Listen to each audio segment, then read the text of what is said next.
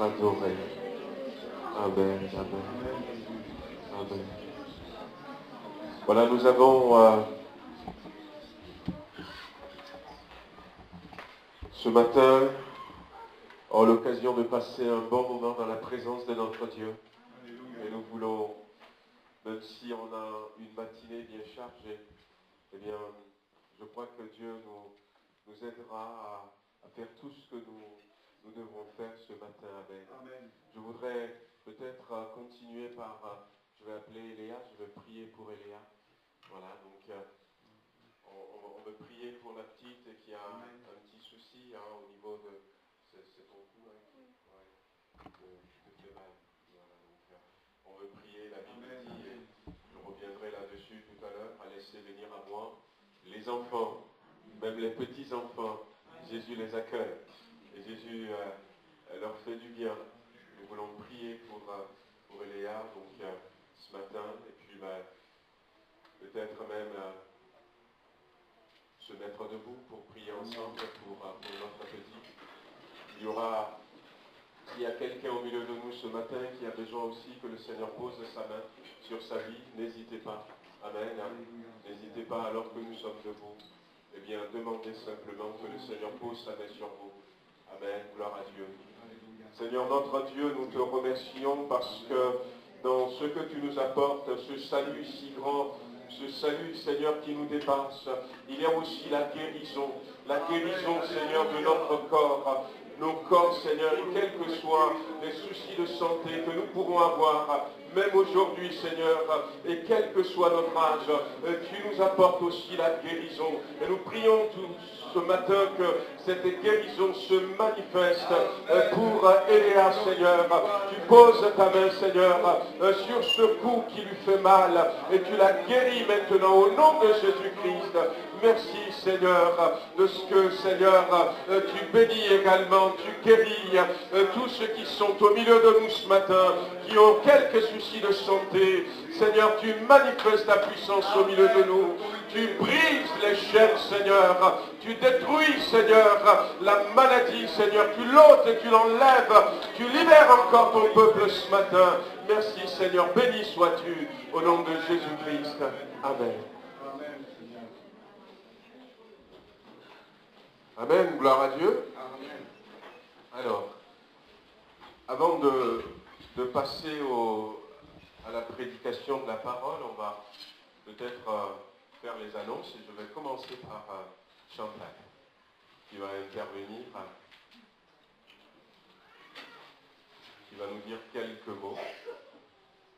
Et puis après, je laisserai la place à Isabelle et Gérard Faure, que vous ne connaissez pas, mais qui sont là au milieu de nous, aussi qui vont intervenir. Je vous en avais parlé, pour ceux qui se rappellent, de ce week-end pour les couples, qui va être, qui est organisé au Coteau-Fleury, donc ils vont nous en parler tout à l'heure.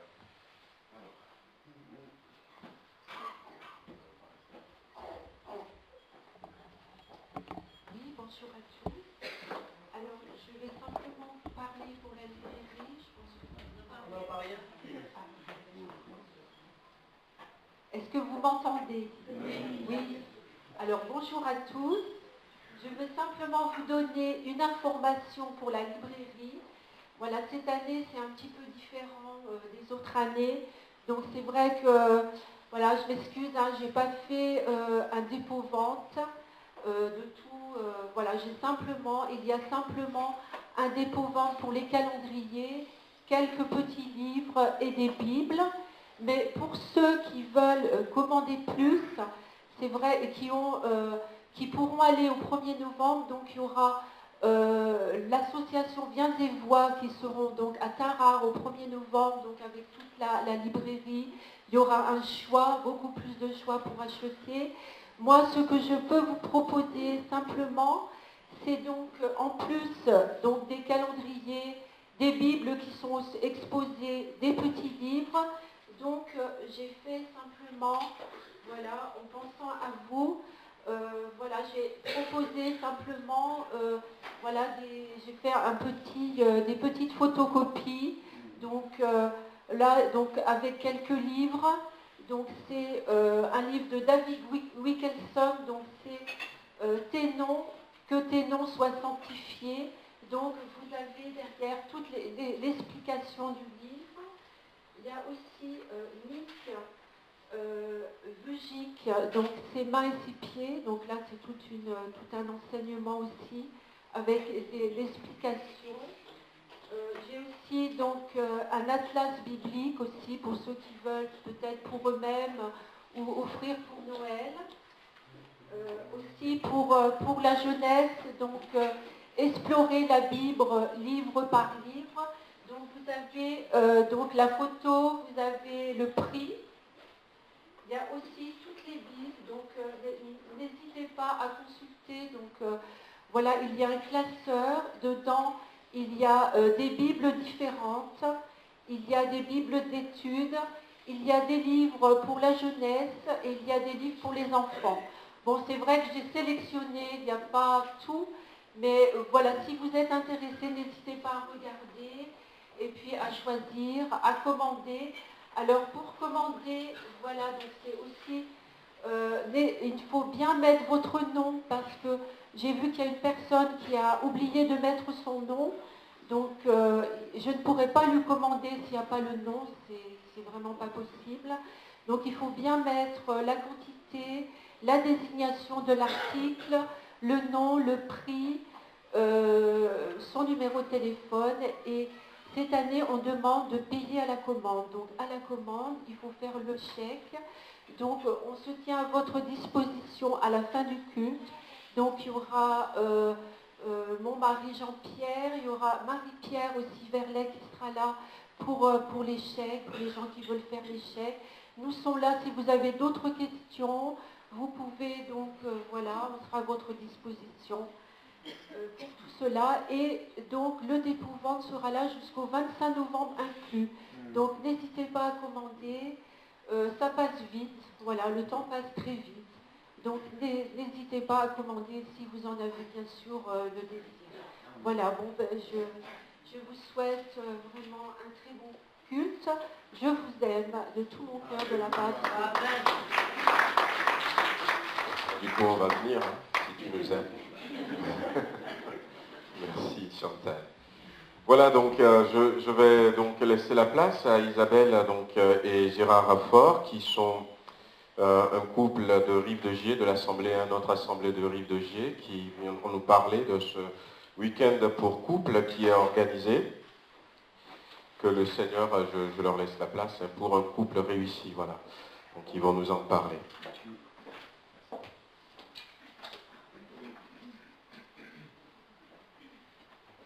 Voilà, bonjour à chacun, chacune. Merci pour votre accueil déjà ce matin, on a été bien reçus ici et merci Seigneur parce que partout où on va, on est bien accueillis, nos églises sont accueillantes, chaleureuses et c'est vraiment une marque et quelque chose d'important. Merci Lolo, à votre pasteur aussi pour son accueil et la possibilité de vous laisser parler ce matin, de nous accueillir et puis le soutien qu'il apporte à ce travail. Donc je crois que c'est la première fois qu'on vient à Villefranche. Je réfléchissais parce qu'on n'est pas très loin, mais je ne me souviens pas être venu ici. Nos fils sont venus ici pour le baptême d'Obed. Et puis on a un enfant de votre église qui est chez nous, hein, Dany. Donc voilà, donc on a des liens déjà. C'est déjà une joie vraiment de pouvoir partager dans ce sens-là. Donc l'idée c'est qu'on se présente un petit peu parce que bon c'est bien de dire on vient annoncer un week-end, mais qui sont ces deux personnes qui s'en occupent. Et donc simplement voilà, en toute ouverture, on va simplement vous dire un petit peu notre parcours, et puis comment on en est arrivé là, et puis également ce qu'il y aura un petit peu sur le contenu de ce week-end. Donc pour ma part, je suis né dans une famille chrétienne, voilà, dans nos églises, hein, depuis ma jeunesse, et puis j'ai donné mon cœur au Seigneur très jeune, et je me suis engagé dans le service pour Dieu, déjà adolescent. Et donc, pour diverses raisons, je ne suis pas de la région, hein, je suis sud-ouest, et puis donc les circonstances m'ont amené dans la région, j'ai rencontré mon épouse, et puis on s'est mariés, et donc je me suis installé dans la région Rive-de-Gier. Et donc, ça fait, donc, quand je suis arrivé à l'église, je me suis engagé dans le service auprès des enfants. Voilà, j'enseignais au club du dimanche, enfin, je ne sais pas le nom qu'on donne ici, groupe d'instruction biblique, pendant plus d'une vingtaine d'années. Et donc, j'ai arrêté ce service pour m'occuper donc du service auprès des couples. Voilà. À côté de ça, ça fait une quinzaine d'années que je suis au conseil d'administration, donc secrétaire de l'association culturelle de Rive de Gier. Côté travail, donc je suis responsable commercial chez Leroy Samer, donc c'est des moteurs électriques industriels. Et donc avec Isabelle, on est mariés depuis 24 ans. On a 2 garçons, donc j'en ai parlé là, de 22 et 21 ans. Donc tous les deux sont engagés auprès du Seigneur, ils servent Dieu dans la louange, au niveau de la musique. Donc vous les avez vus pour le baptême, ils étaient là, ils jouaient pour le baptême de Belle. Et puis auprès de la jeunesse aussi, le grand. Voilà. Et puis ce week-end, ils ont un week-end jeune dans le Pilat, à côté de chez nous. Voilà, je te laisse la suite. Bonjour. J'ai eu la chance, moi, de rencontrer le Seigneur, j'avais 10 ans. La situation de mes parents était un petit peu compliquée, la vie à la maison était un petit peu compliquée. Et quand ils ont rencontré Dieu, ça a été une transformation radicale. Et je me suis dit, waouh, moi aussi je veux le connaître. Et donc à 10 ans, j'ai vraiment été touchée très très profondément par l'amour du Seigneur et je ne l'ai jamais laissé. Et Léa, Dieu aime particulièrement les enfants et ta prière, il l'a entendu, c'est sûr. Donc continue. Voilà, je me suis fait baptiser, j'avais 15 ans et j'ai jamais lâché la main du Seigneur. J'ai travaillé dans l'église, donc différents services, la chorale, le ménage. Et puis je me suis investie tout particulièrement aussi, comme Gérard, auprès des enfants et des adolescents, où on a travaillé une vingtaine d'années dans ce domaine. Et puis le Seigneur a dirigé autrement et maintenant on travaille auprès des couples. Alors c'est pas venu comme ça, sur un claquement de doigts. Il y a un besoin évident dans nos églises au niveau des couples. Et ce besoin est devenu avec le temps un poids très lourd sur notre cœur. Et ça a duré pendant des années. Et on ne comprenait pas pourquoi c'était vraiment un fardeau. Et puis un jour on s'est dit, il faut quand même qu'on demande au Seigneur si on a ce poids. C'est pas normal d'être enfant de Dieu et de vivre avec un poids comme ça. Et puis on a dit au Seigneur, Seigneur, si tu veux nous dire quelque chose au travers de ça, si tu veux qu'on fasse quelque chose, ce n'était pas du tout notre domaine, mais voilà, on se rend disponible, montre-nous. Et à partir du moment où on s'est rendu disponible entre les mains de Dieu, les portes se sont ouvertes de manière extraordinaire. Il nous a parlé de manière très précise, à Gérard particulièrement, à moi, aux deux ensemble, et ce qui a suivi a été quasiment parfois carrément du miracle, quoi. Donc notre service auprès de Dieu, là, au niveau des couples, a vraiment été dirigé de manière extraordinaire. Sur un plan professionnel, j'étais professeure de français en collège et j'ai démissionné en 2016, donc ça fait 2 ans maintenant, parce que ce n'était pas possible d'allier les deux. Ce travail nous prend beaucoup de temps et le Seigneur m'a invité à laisser tomber mon métier, ce qui a été un peu difficile, j'aimais beaucoup. Et puis, c'est toujours bien de dire oui au Seigneur quand il nous demande quelque chose, parce qu'entrer dans ses plans, c'est vraiment une bénédiction. Il sait ce qu'il nous le demande, il ne nous oblige pas, mais dire oui au Seigneur, vraiment, je vous encourage, c'est vraiment bénissant. Donc voilà pour notre début. Nous avons commencé donc un travail dans notre église il y a 1 an et demi, auprès des couples. Alors comment ça se passe? On travaille sur 8 rencontres qui traitent de différents thèmes donc liés au mariage, puisque c'est notre cible. Nous avons des groupes de 3 à 5 couples, de manière à bien les coupliner, à bien prendre soin d'eux. Nous avons terminé en juillet notre 5e couple, et ça nous a permis de voir pour le moment une 5e groupe, et on a vu donc une vingtaine de couples de notre église. Et on a vu vraiment des choses merveilleuses de la part du Seigneur au milieu d'eux. Donc voilà, c'est pour nous extrêmement encourageant. Je suis de nouveau à l'université, donc je ne suis plus derrière le bureau, je suis de l'autre côté maintenant. Je suis étudiante à l'université de Lyon pour préparer un diplôme de conseillère conjugale et familiale. Et mon entrée à l'université a été conduite point par point par Dieu. Je ne vais pas rentrer dans les détails, mais je peux dire littéralement que c'est lui qui m'a inscrit. Ça sera un peu long à vous expliquer, mais bon, voilà mon cheminement. Donc d'habitude, les messieurs qui ont l'âge de Gérard sont mariés à des jeunes grand-mères, ou futures jeunes grand-mères. Moi, mon Gérard, il est marié à une étudiante, pas très jeune, mais une étudiante. Donc voilà pour notre parcours. Sinon, nous suivons 2 formations, donc dans le cadre de ce service. Nous suivons une formation de relations d'aide avec une organisation chrétienne. Ça va durer 3 ans et nous aurons donc une accréditation à la fin en tant que conseiller chrétien. Et en parallèle, nous sommes formés par Éric et Rachel Dufour. Donc je ne sais pas s'il y en a qui connaissent, s'il y en a qui sont déjà allés aux réunions événementielles à Clermont-Ferrand ou Montluçon avant, mais voilà, Rachel Dufour y est en général. Si vous allez sur Top Chrétien, vous pouvez voir des interventions de leur part, des prédications. Donc c'est le couple avec lequel nous avons la chance de travailler. Pour les présenter, Éric et Rachel Dufour sont pasteurs, sont missionnaires, thérapeutes, sexologues. Ils préparent un doctorat en relations d'aide. Enfin, ce sont des pros, vraiment. Et apprendre à leur contact, c'est vraiment pour nous une bénédiction parce qu'ils sont pleins de l'amour de Dieu. C'est vraiment un couple qui sert Dieu et c'est très riche pour nous de travailler ensemble. Ils ont travaillé au début en tant que pasteurs sur l'est de la France. Et en 1999, le Seigneur a mis sur leur cœur de partir en Asie, de partir au Laos, un pays communiste très difficile. Et ils ont servi là-bas en tant que missionnaires pendant 8 ans. Et c'est là-bas que Dieu a mis sur leur cœur le désir d'aider les couples missionnaires, les couples de pasteurs et les envoyés missionnaires célibataires. C'est vraiment devenu un fardeau pour eux. Le message de Dieu a été très clair. Ils sont partis se former aux États-Unis et ils ont créé 2 associations. Donc une aux États-Unis qui s'appelle SAM et une en France qui s'appelle MCDB. Donc le sigle M ministère, C cœur, D de, B berger. Donc leur travail en fait c'est de s'occuper, de prendre soin des bergers de nos églises. Ils prennent soin de ceux qui prennent soin de nous. Donc plus le couple pastoral est béni et plus l'église va l'être. Donc voilà.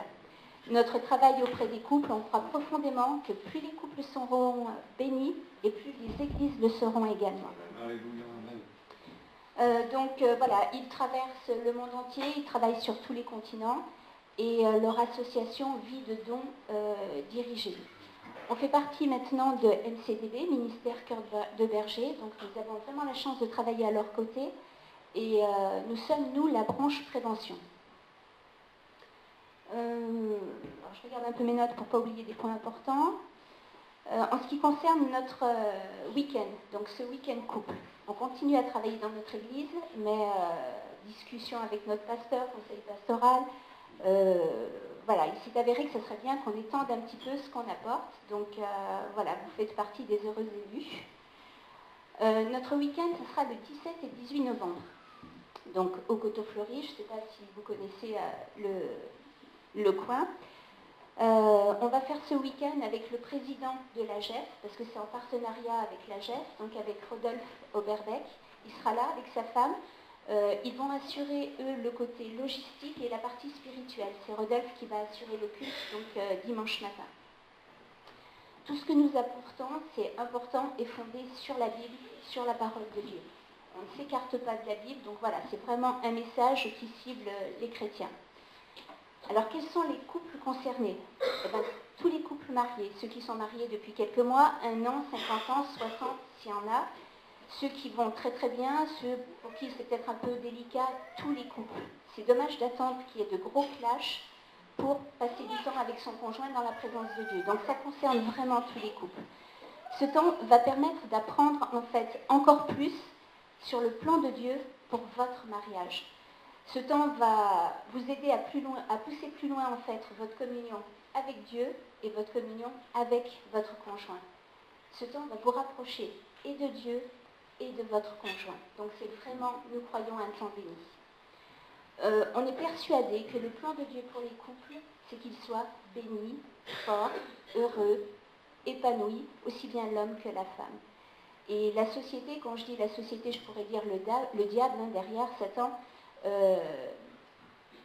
fait tout ce qu'il peut pour salir le couple, pour le détruire, pour nous véhiculer des messages qui sont complètement faux. On ne peut pas vivre heureux avec son conjoint toute sa vie, c'est faux. On ne peut pas être fidèle. Si, bien sûr que si. Dieu dit le contraire et on veut défendre ce que Dieu dit. On croit que le mariage est instauré par Dieu et qu'il est fait pour nous rendre heureux. Donc c'est vraiment ce qu'on défend de tout notre cœur. Donc voilà, la formation va vous proposer en fait des outils très pratiques qui sont faits par des professionnels. Gérard donnera quelques précisions là-dessus. Et le but en fait, c'est de présenter différentes possibilités qui vont vous aider à gérer les situations de la vie au fur et à mesure qu'elles viennent. Le but, c'est de présenter des moyens pour mieux comprendre l'autre, pour mieux écouter l'autre, c'est pas toujours facile, pour mieux l'aimer. En fait, c'est vraiment des moyens concrets pour consolider notre lien avec notre conjoint. Et avant de passer la parole à Gérard, je veux vous rassurer, en aucun cas et d'aucune manière, nous n'entrerons dans l'intimité des couples. D'accord ? Ce qui est intime reste intime. Nous sommes ouverts si vous avez des questions, il n'y a pas de souci. Mais voilà, nous n'irons pas vous solliciter, vous n'aurez pas à parler de quoi que ce soit. Votre intimité est préservée. Nous sommes là pour vous donner des outils, accompagnés de la présence du Seigneur. Voilà, c'est là notre objet, notre projet. Voilà, donc Isabelle a parlé de miracles et je vous sens sur votre faim là, parce qu'il y a la capacité de miracles qu'il y a eu, il y en a eu plusieurs. Alors je vais en citer un quand même. Je prends un peu plus de temps, on n'avait pas prévu de le dire, mais par rapport à la formation d'Isabelle, donc l'inscription à l'université. Donc je veux dire très très vite, mais simplement parce que c'est miraculeux. Il y a 1 an et demi, quand elle a démissionné, elle s'est inscrite à Pôle emploi. Et à l'époque, elle a demandé s'il y avait possibilité de prendre des formations en compte. Et donc cette formation l'intéressait, elle a fait la demande. Et on lui a dit, vous pouvez oublier, déjà il n'y a pas de débouché, ça mène à rien. Dans le Rhône-Alpes, il n'y a pas de poste de conseiller conjugal, vous n'avez aucune chance d'être pris en charge par Pôle emploi, d'aucune manière. Ça, c'était il y a 1 an et demi. On a laissé l'affaire, et puis nous, on continuait notre chemin. Et fin juin, un coup de fil. Madame Faure, préparez votre dossier pour conseillère conjugale et familiale. Il y a une commission qui se réunit, donc ça, c'était le vendredi. Déposez vite votre dossier, il y a peut-être une possibilité. Donc le lundi, elle a déposé son dossier. S'il y en a qui sont à Pôle emploi, en général, ça va pas très vite. Le mardi, elle avait un coup de fil. Madame, votre formation est prise en charge, déposez votre dossier, vous êtes déjà inscrite à l'université. Ça coûte 6 000 € la formation. Voilà. Et c'est pris en charge par Pôle emploi. Merci Seigneur. Juste pour dire, quand Dieu ouvre les portes.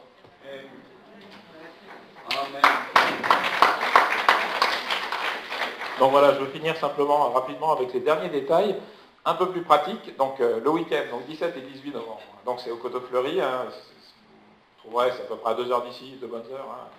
Donc le week-end, vous serez bien accueillis, évidemment. On veut vous choyer. L'idée, c'est que les couples soient vraiment dans un cocon. Pourquoi au coteau ? Pour que vous soyez coupés de votre quotidien et que vous puissiez vous concentrer l'un sur l'autre. Vous serez comme au restaurant. Voilà, je ne vous en dis pas plus, mais tout est prévu pour que vous vous sentiez vraiment à l'aise. Donc le coût du week-end. Donc le coût du week-end, c'est 250 € par couple. Voilà, je vais vous préciser ce qu'il y a là-dedans. Ça peut paraître beaucoup, ça peut paraître peu, tout dépend comment on regarde la chose. Il y a 150 €, c'est les frais de pension complète, puisque vous serez en pension complète, et donc il n'y aura pas à cuisiner, rien à faire, juste se laisser faire. Après, les 100 € correspondent en fait je vais l'appeler le coût de la formation, mais l'idée c'est d'aller soutenir l'association d'Éric et Rachel Dufour. En fait, cet argent-là ira directement pour leur ministère. Donc c'est un investissement que vous allez faire pour votre couple, évidemment le fait de venir sur place, et aussi le fait de soutenir cette association. Nous, pour notre part, on est bénévoles, mais eux, ils sont à plein temps dans ce service. Et donc, vous serez, au travers de ça, en bénédiction aussi pour les ministères qui s'occupent de vous, pour les couples pastoraux, que ce soit en Europe, en Asie, ils ont un ministère qui est mondial. Et donc, voilà aussi pour ça, et où va cet argent. Ce qui est important, c'est que tous les outils qui sont partagés, l'enseignement, donc éminemment biblique, on est vraiment fondé sur la Bible, et donc, vous verrez, ça commence très tôt dans la Bible, on en parle dans Genèse 2, ça commence, vous voyez, dès le début de la Bible, on parle du couple. Et puis en plus de ça, je dirais, il y a d'autres outils qui ont été développés soit par des médecins, soit par des psychologues, soit par des anthropologues, des gens qui étudient l'homme. Et donc, au travers de cette formation, il y a tout un apport je dirais, scientifique qui est là, et dont vous bénéficiez au travers des outils qui vous seront communiqués. Donc c'est vraiment important de savoir que ce travail est vraiment fait par des professionnels. Nous, on le véhicule simplement. On s'est déjà approprié, on l'a mis en pratique pour nous-mêmes. Tout ça, tout ce qu'on fera, tout ce qu'on dit, on le fait, on le met en pratique. Et ça a vraiment permis à notre couple, nous encore, de grandir, de s'épanouir davantage. Et on est très, très motivés et très enthousiastes à partager ça parce qu'on sait ce que ça fait. Voilà, c'est pour ça aussi. Voilà, il y aura un temps de culte ensemble, comme Isabelle l'a dit, qui sera pris en charge par Rodolphe. Et donc on est vraiment convaincus, je dirais que nous, Dieu a un plan pour le couple. Si vous cherchez la volonté de Dieu pour votre couple, bien, si vous voulez investir dans votre couple, tout ce que vous ferez pour votre couple, vous êtes dans la volonté de Dieu. Donc là, Dieu bénira forcément si vous êtes sincère. Dans la démarche que vous entreprenez l'un avec l'autre, forcément Dieu va bénir. C'est obligé, on l'a vu, et quand on le dit, c'est que c'est vrai parce qu'on l'a vu. Donc voilà, on compte sur vos prières pour ce week-end-là. C'est très important, hein, comme l'image de Aaron et Hur et Moïse. Hein, donc Moïse qui levait les bras, nous on sera un peu les bras et on compte sur vous pour nous soutenir les bras, de manière à ce que tout se passe bien. Voilà. Merci. Amen.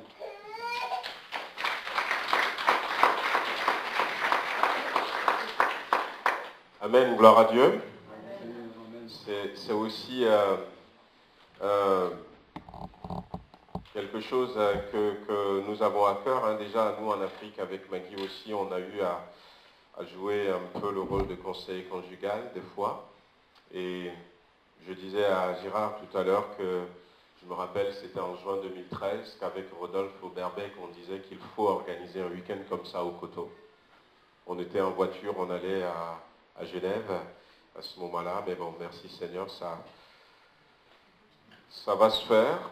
Donc le samedi 17 et le dimanche 18. Donc j'ai quelques fiches d'inscription à ma disposition. Donc si vous avez vraiment envie d'aller, n'hésitez pas, venez me voir pour prendre une fiche d'inscription. Et puis même s'inscrire rapidement. Donc le coût, le frère l'a dit, hein, c'est 250 €. Maintenant, si vous pensez que vous aurez quelques soucis financiers, eh bien, parlez-moi également de ça, et puis on verra comment est-ce que, eh bien, on va s'arranger. Donc, n'hésitez pas, si vous avez vraiment envie d'investir dans votre couple, pour un couple réussi, eh bien, venez me voir. Que le Seigneur vous bénisse. Amen. On priera pour vous. Hein. Bon. Voilà, on va continuer quelques annonces encore avant d'ouvrir la parole de Dieu. Le 1er novembre. Le 1er novembre. Déjà, je voudrais souhaiter la bienvenue à ceux qui sont là hein, pour la première fois ou les premières fois au milieu de nous. Donc tout à l'heure, j'ai vu un couple, Roland et Chantal. Et Maggie me dit, ils sont déjà arrivés pendant les vacances. Bon, j'étais pas là. J'étais pas toujours là. Voilà, ils sont de la Réunion. Hein. Donc c'est pour ça que je les ai installés à côté d'un Réunionnais. Voilà. Nous avons aussi depuis quelques dimanches maintenant nos bien-aimés hein, qui sont originaires du Nigeria, qui sont avec nous, donc qui sont là depuis quelques temps. Donc tout à l'heure, d'ailleurs, la prédication ce matin parlera aussi un peu de ça, de l'hospitalité. Vous les saluerez et puis vous les accueillerez bien dans la famille que nous formons ici. Nos enfants, nos ados et quelques préas sont à Gap depuis vendredi. Donc tout se passe bien. Donc le retour est prévu tout à l'heure autour de 18h. Mais je crois que chaque parent va recevoir un message pour préciser l'heure du retour. Donc ils m'ont envoyé quelques photos. Donc ça se passe bien. Merci Seigneur.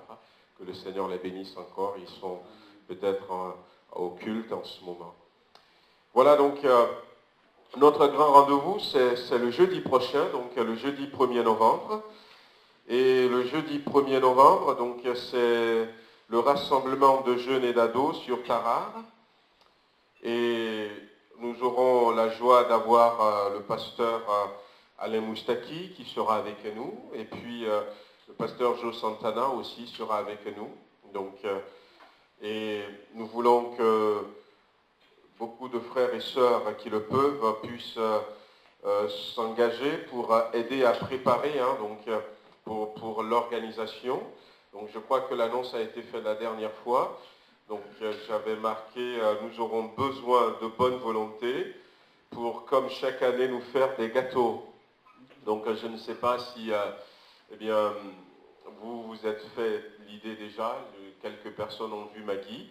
Donc voyez avec Maggie, on nous fait des gâteaux qu'on va découper, qu'on va revendre pour alimenter la caisse de la GEF. Donc si vous pouvez faire quelques gâteaux, eh bien n'hésitez pas.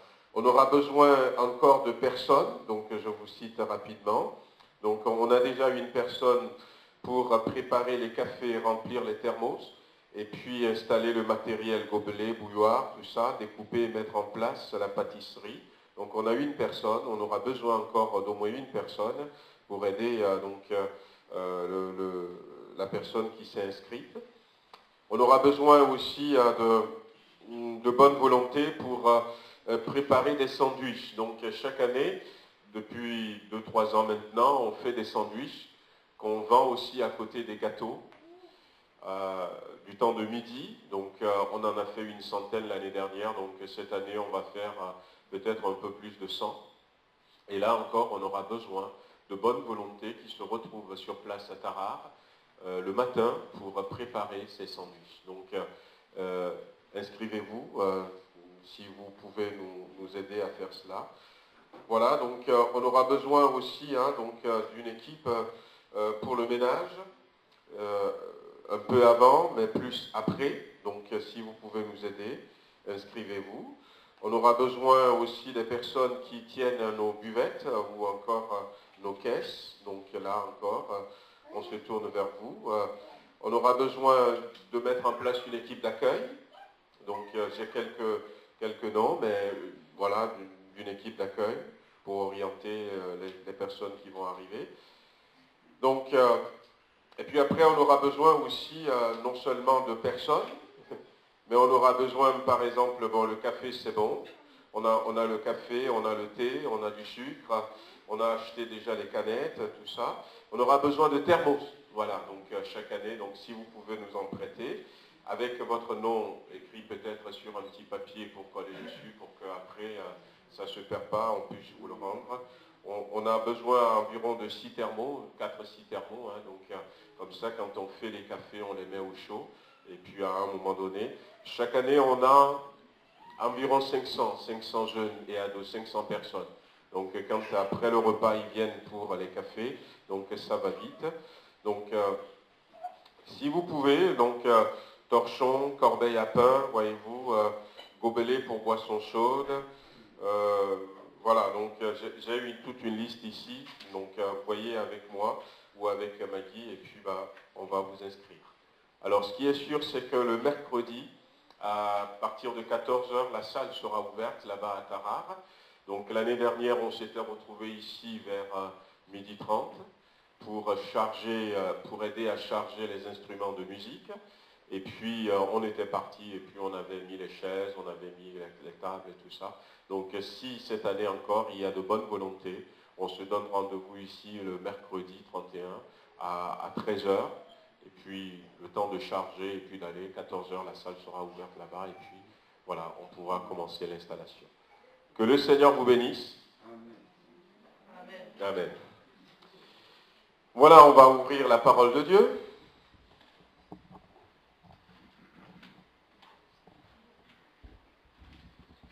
Donc ce matin, j'avais eu à cœur de nous parler d'un mot, l'hospitalité. Je ne sais pas si vous connaissez.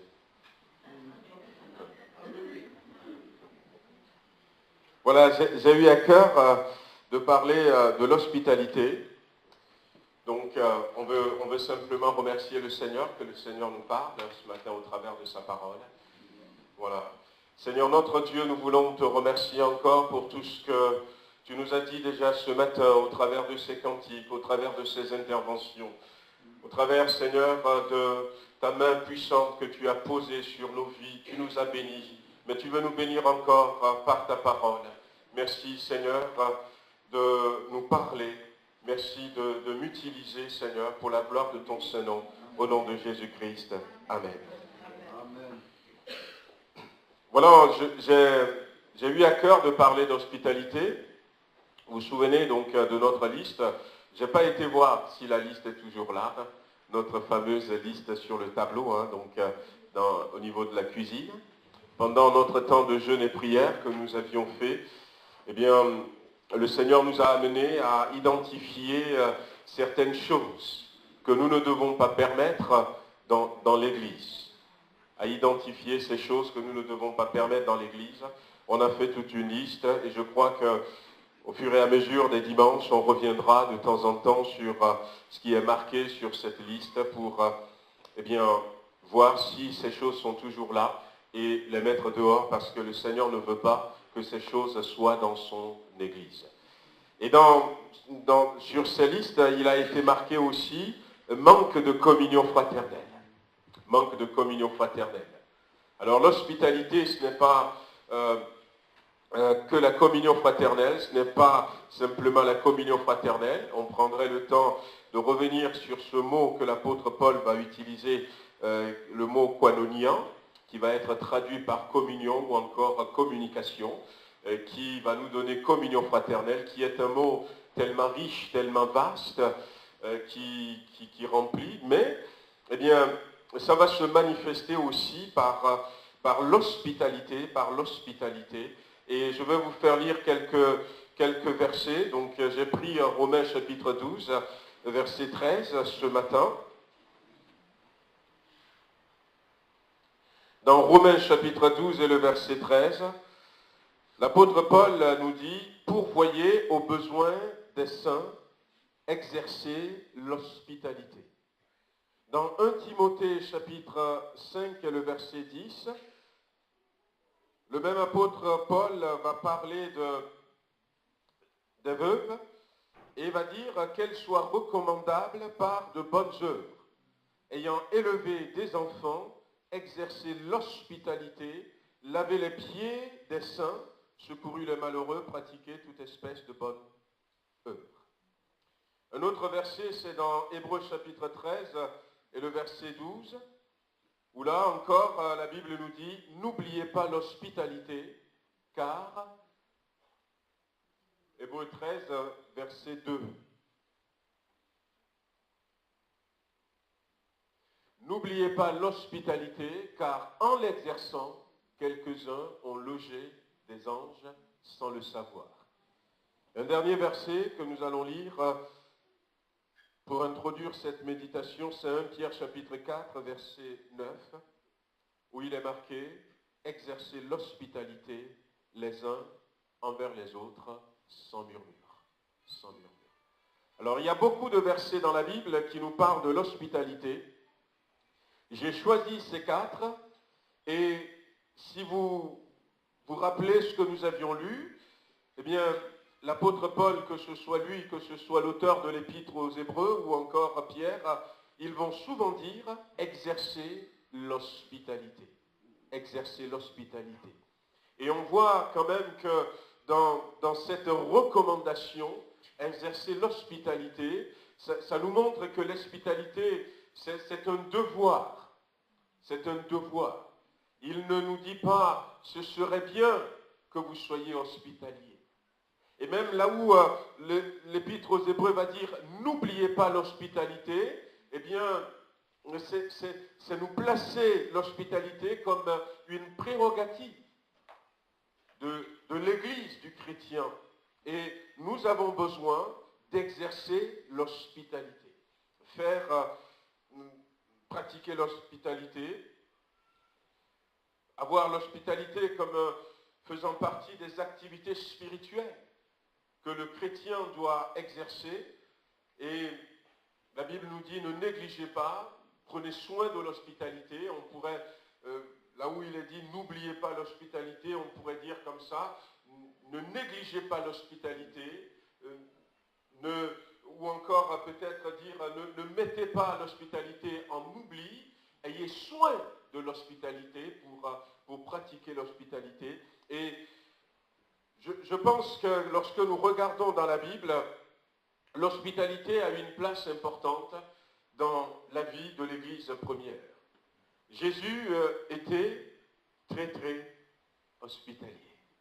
J'avais cité tout à l'heure ce verset où Jésus dira à un moment donné, alors que les parents ont amené leurs enfants, voulaient que leurs enfants viennent vers Jésus, il y a quelques-uns parmi les disciples qui vont les arrêter, peut-être parce que Jésus est fatigué, je ne sais pas, mais Jésus va dire, laissez venir à moi les petits-enfants, laissez venir à moi les enfants. Jésus, c'est quelqu'un qui va accueillir tout le monde. Lorsque nous nous parlons de l'hospitalité, nous parlons de l'accueil. L'hospitalité nous parle de l'action de recevoir quelqu'un, d'accueillir quelqu'un, d'héberger quelqu'un. Déjà peut-être dans son cœur, et puis après peut-être dans son logis. Et le faire avec amabilité, le faire avec bienveillance, le faire avec générosité, le faire d'une manière désintéressée, sans rien attendre en retour. L'hospitalité, va être accordée dans la Bible à plusieurs occasions. À plusieurs occasions. Quand j'ai regardé, j'ai toute une liste, mais je ne veux pas citer toutes ces listes. On voit par exemple le cas d'Abraham. Abraham qui, dans Genèse chapitre 18, était assis pendant la chaleur du jour sous cet arbre. Et puis tout à coup, il voit 3 personnes qui passaient. Et ayant compris que ce sont des étrangers, il va se lever spontanément et va courir pour aller vers ces personnes. Et va manifester ce que la Bible nous dit. La Bible nous dit, Abraham va se prosterner devant ces personnes. Plus tard, on dira, c'est l'ange de l'Éternel. Mais la Bible nous dit, ayons le sentiment de voir l'autre beaucoup plus important que nous. De regarder l'autre beaucoup plus important que nous. Et dans l'hospitalité, il n'y a pas d'orgueil, il n'y a pas un esprit de supériorité. Abraham était un homme très riche à ce moment-là. Il avait, comme on le dit souvent, il avait plusieurs centaines de serviteurs qui sont nés dans sa maison. Mais ayant vu ces 3 hommes, il va courir devant eux, il va se prosterner devant eux et va dire, mais ne passez pas à côté de votre serviteur sans rentrer dans sa maison, sans prendre un temps avec lui. Et il va en quelque sorte obliger ces personnes à s'arrêter. Et puis rapidement, il va donner des ordres. Il va dire, regardez un peu dans les bétails, prenez le plus chétif. Non. Ah non, pas du tout. Pour des gens qu'il ne connaît pas. Il va choisir des brebis grasses qui sont très très bien. Et va dire rapidement. Et on voit ce vieillard qui peut-être est fatigué, mais qui va se mettre en mouvement, poussé par quoi? Par l'hospitalité. Il va donner des ordres, on va tuer. Et puis il va dire à Sarah, et lui-même va dire, on va laver les pieds de ces étrangers. Abraham, poussé par l'hospitalité.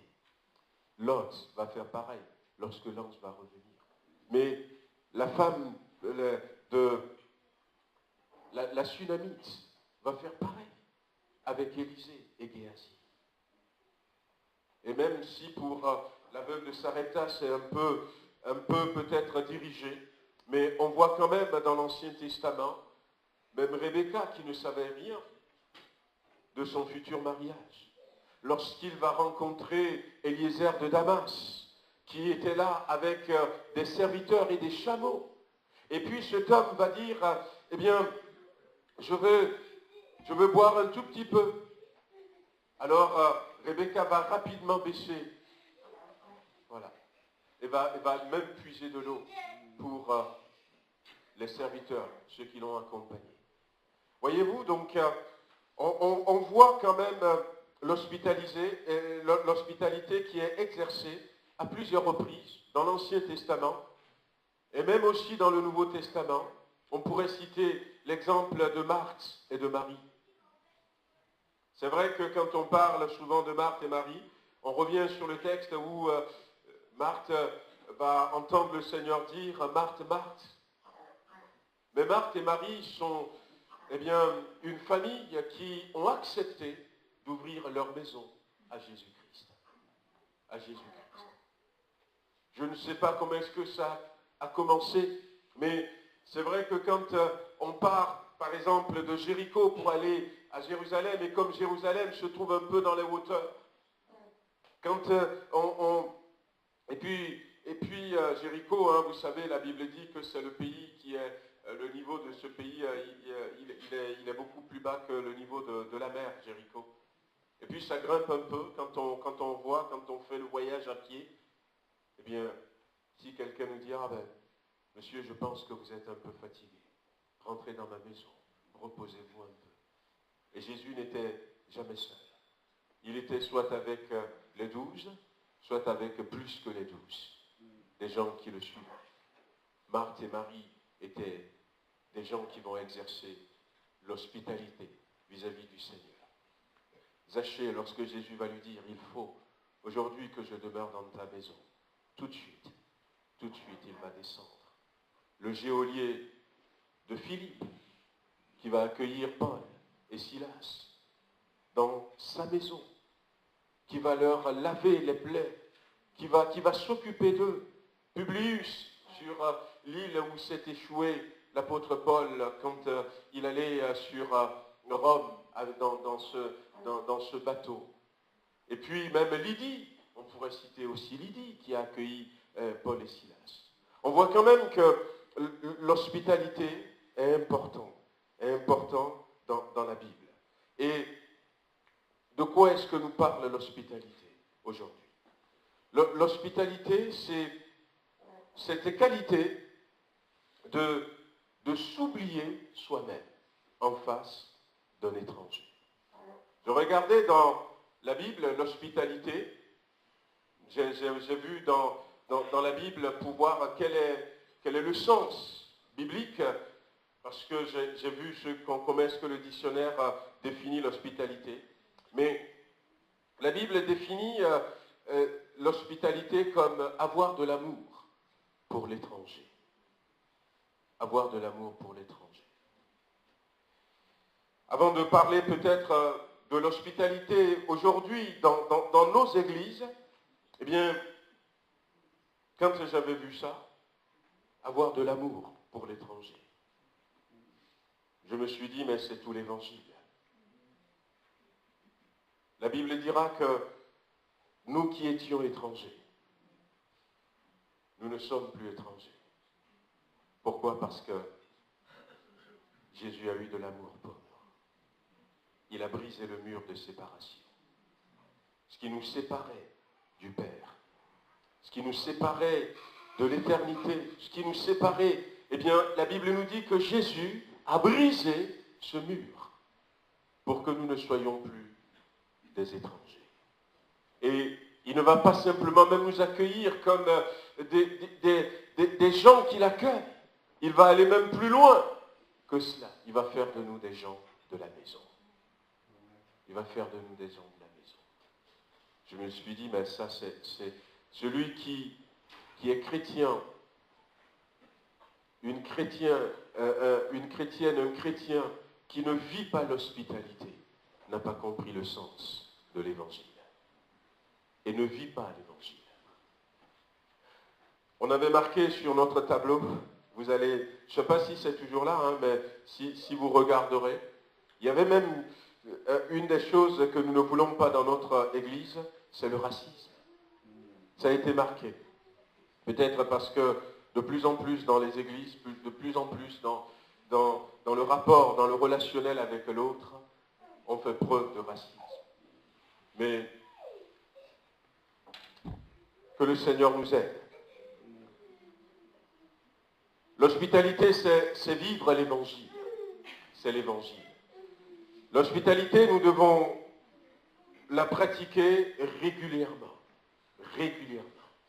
Ça doit être présente dans notre vie de tous les jours. Nous devons être prêts à tout moment. Il y a quelqu'un qui était passé à la maison la dernière fois. Alors il m'avait téléphoné et je n'avais pas répondu. Il m'avait retéléphoné, je n'avais pas répondu.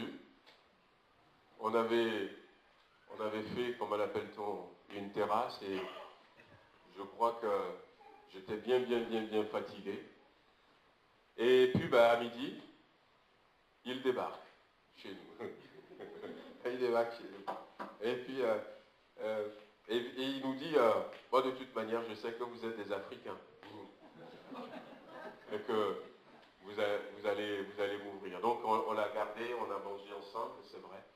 Mais ce serait beaucoup mieux quand, par exemple, quelqu'un pourrait faire comme ça et dire, je sais que vous êtes des chrétiens. Je sais que vous êtes des chrétiens. On peut arriver à tout moment, même si on ne vous prévient pas. Avant, il n'y avait pas de téléphone. Il n'y avait pas de téléphone. Mais l'hospitalité nous dit que nous devons avoir dans notre cœur, nous devons avoir toujours dans notre cœur une place pour l'autre. L'hospitalité nous dit que nous devons accepter d'être dérangés dans nos habitudes à cause de l'autre. Nous devons accepter de renoncer à nous-mêmes, de renoncer à quelque chose qui nous tient à cœur à cause de l'autre. C'est ce que nous dit l'hospitalité dans la Bible. Or, je préfère peut-être faire quelque chose, mais quand l'autre va débarquer, eh bien, je suis prêt à l'accueillir avec le sourire. Et je suis prêt à abandonner ce que je veux faire. Et la Bible nous dit que Jésus-Christ n'a pas regardé comme une proie à garder. Il n'a pas regardé comme un privilège, comme une position. Il n'a pas regardé comme quelque chose à garder à tout prix, d'être égal de Dieu. Mais il a laissé ça de côté. Parce qu'il y a des étrangers qui ont besoin d'être accueillis dans le ciel. Il a laissé tomber. Il s'était dépouillé lui-même de cette gloire. Il a accepté qu'on le dérange dans son éternité. Que le Seigneur nous aide à être des gens qui vont comprendre. L'hospitalité dans l'Église, voyez-vous, frères et sœurs, c'est avoir cette capacité de nous donner nous-mêmes. Non seulement à nos frères et sœurs que nous connaissons, mais à ceux qui nous visitent. À ceux qui nous visitent.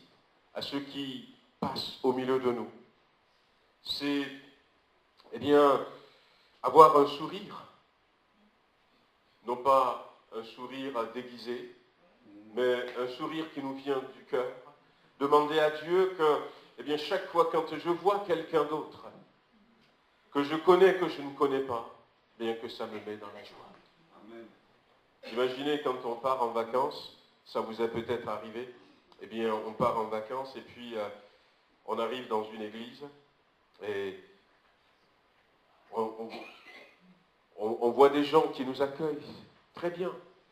Bonjour, bonne arrivée. Ah, c'est la première fois que vous êtes là? Oui, on est de passage, on est en vacances. Ah ben, ça fait plaisir de vous avoir. Rien que ça. Rien que ça. Eh bien, ça nous met une baume au cœur. Et ça nous détend. Ça nous permet de passer un bon culte. Et quand on rentre, on dit à nos frères et sœurs, comment ça a été? Ah ben, l'église de tel endroit, ils sont très sympathiques. On ne les a pas rencontrés tous ensemble. On en a rencontré peut-être une ou deux personnes. Mais imaginez qu'on rentre dans cette église et personne ne nous regarde. Personne ne nous calcule. Il y en a même qui ont le visage fermé ce dimanche matin. Et puis même des fois l'erreur. Des fois on va et puis on se cherche nous-mêmes une place. Et puis on va s'asseoir là-bas. Ah non, il ne faut pas s'asseoir là-bas. Ah ouais, des fois malheureusement. Malheureusement. Pourquoi? Parce que des fois dans nos églises, nous avons nos places à nous. Nous avons nos places à nous.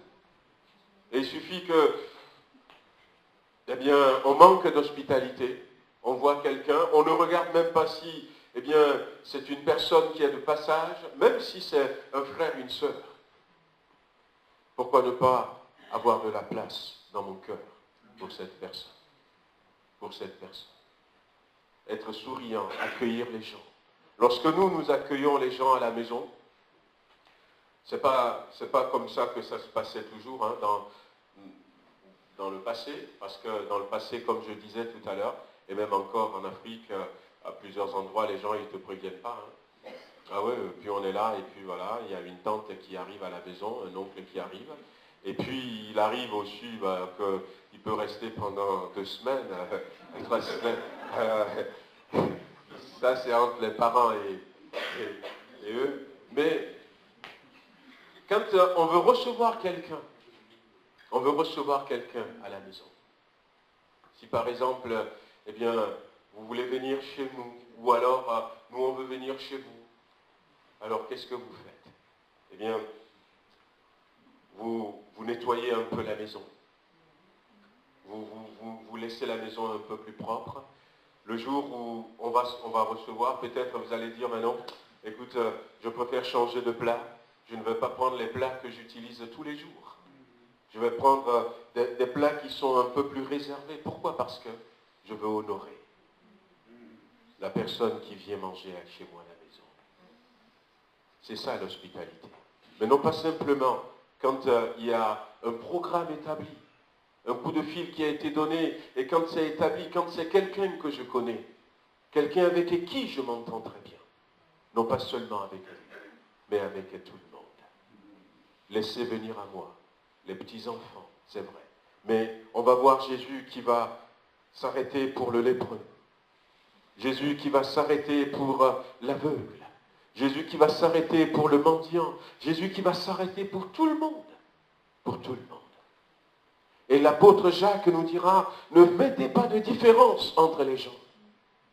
Ne regardez pas la manière dont la personne est habillée. Ne regardez pas la position de la personne dans la société. Et quand cette personne vient au milieu de vous, vous lui dites, eh bien, venez vous asseoir là, avec honneur.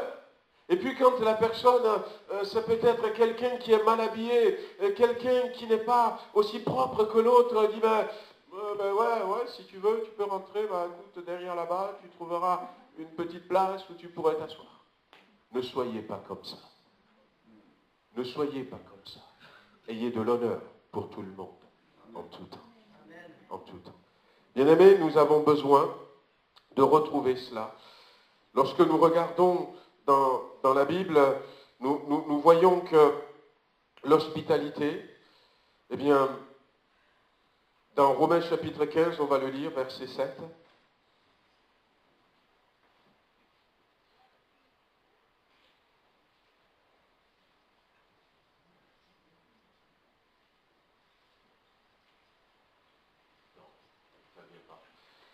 Accueillez-vous donc les uns les autres, comme Christ vous a accueillis, pour la gloire de Dieu. Accueillez-vous donc les uns les autres, comme Christ vous a accueillis. Et on pourrait dire que l'hospitalité, c'est l'empreinte. C'est le reflet de notre salut. Si je sais que je suis accueilli par Christ, je dois être prêt à accueillir l'autre. Je dois être prêt à accueillir l'autre. L'hospitalité peut en dire sur notre vie chrétienne. Certaines personnes sont tellement chrétiens qu'ils ne veulent pas se mélanger, ils ne veulent même pas saluer, ils veulent passer, ils veulent non, les autres, non, je ne veux pas, voilà, moi je suis spirituel et tout. Mais la Bible dit, comme Christ vous a accueillis. Comme Christ vous a accueillis. Comment est-ce qu'il nous a accueillis? En s'identifiant à nous. En s'identifiant à nous. Il s'était fait homme. Et là où la Bible dit qu'il a renoncé à la gloire qu'il avait auprès du Père, et qu'il s'est humilié lui-même en devenant homme, semblable à nous, il s'était fait homme. Mais non pas simplement un simple homme, parce que dans ce verset, le mot que l'apôtre Paul a utilisé, c'est aussi doulos. Il s'était fait esclave. Il s'était fait esclave. C'est le niveau le plus bas des hommes à l'époque. Il est allé jusque-là pour s'identifier à tout le monde. Pour ne pas laisser de côté. Donc, la Bible nous dit, accueillez-vous les uns les autres, comme Christ vous a accueillis. Et accueillir mon frère, accueillir ma sœur, accueillir l'étranger, c'est le témoignage que Christ m'a accueilli. C'est le témoignage que Christ m'a accueilli. La Bible nous dit, produisez donc du fruit de la repentance. Produisez du fruit de la repentance. Il ne s'agit pas simplement de dire « je suis chrétien », mais il faut le prouver. Et aussi, dans ce verset, on voit que, eh bien, l'hospitalité, c'est pour la gloire de Dieu. Pour la gloire de Dieu. Et pour la gloire de Dieu, que vous exerciez l'hospitalité, ou bien que vous fassiez quelque chose autre, un autre verset nous dira, faites tout pour la gloire de Dieu. Et ce n'est même pas pour moi, mais c'est Dieu qui me le demande. C'est Dieu qui me le demande. Aujourd'hui, on est resté un peu plus que d'habitude, mais quand vous regarderez dans Ésaïe chapitre 58, on en parlait la dernière fois, dans le vrai jeûne. Relisez ce passage, Ésaïe chapitre 58.